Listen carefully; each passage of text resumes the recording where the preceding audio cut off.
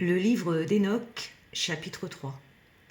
La terre, les montagnes et les fondements invisibles du monde. Texte de Stéphane Thomas Berbudo.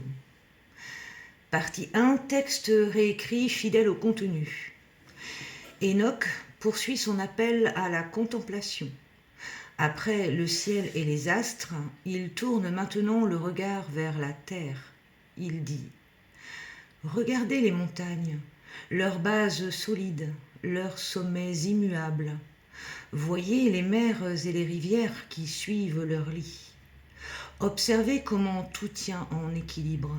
La terre ne s'effondre pas, les eaux ne débordent pas, les montagnes demeurent.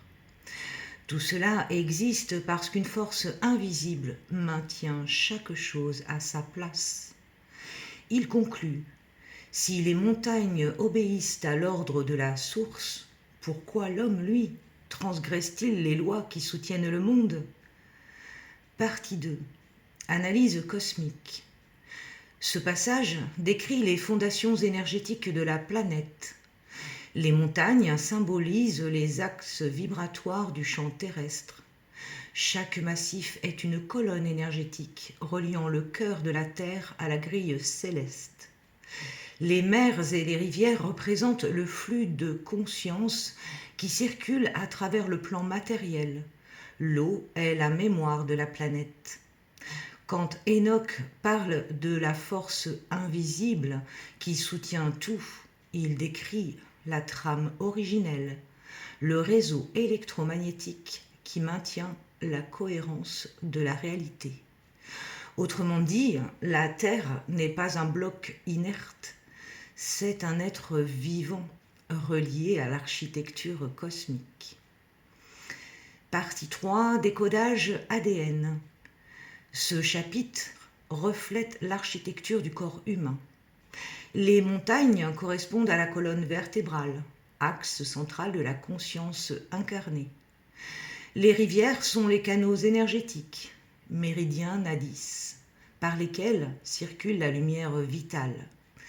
La force invisible est notre ADN vibratoire. C'est lui qui maintient la cohésion de notre champ énergétique. Quand la Terre s'équilibre, nos corps s'équilibrent.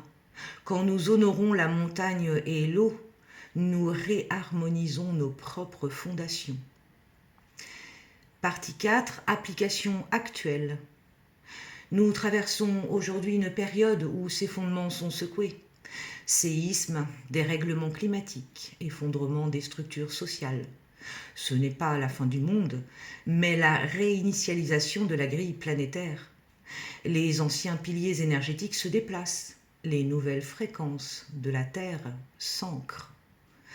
Pour l'humain éveillé, cela se traduit souvent par des douleurs dorsales, colonne en réajustement, des émotions profondes liées à la sécurité, un besoin soudain de nature ou de solitude. Le message d'Enoch redevient un pilier.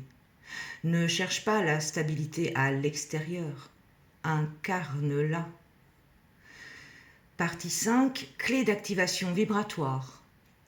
Totem, la montagne de cristal, symbole de la stabilité intérieure et de l'alignement entre ciel et terre. Mantra dit : je suis un pilier vivant. Ma colonne est la montagne. Mon souffle est la rivière. Mon cœur est le centre de la terre. Rituel simple. Premièrement, tiens-toi debout, pieds nus au sol. Deuxièmement, visualise des racines de lumière descendant dans le cœur de la terre. Troisièmement, imagine un axe de cristal s'élevant de ton coccyx jusqu'au ciel. Quatrièmement, respire profondément. À chaque inspiration, la stabilité de la terre monte en toi. À chaque expiration, tu offres ton ancrage au monde. Conclusion du chapitre 3. Ce chapitre enseigne la science de l'ancrage. Les cieux t'ouvrent à la conscience, mais la terre t'enseigne la stabilité. Enoch nous rappelle La spiritualité n'est pas évasion, elle est incarnation. La montagne et la mer t'apprennent à tenir debout au milieu des changements.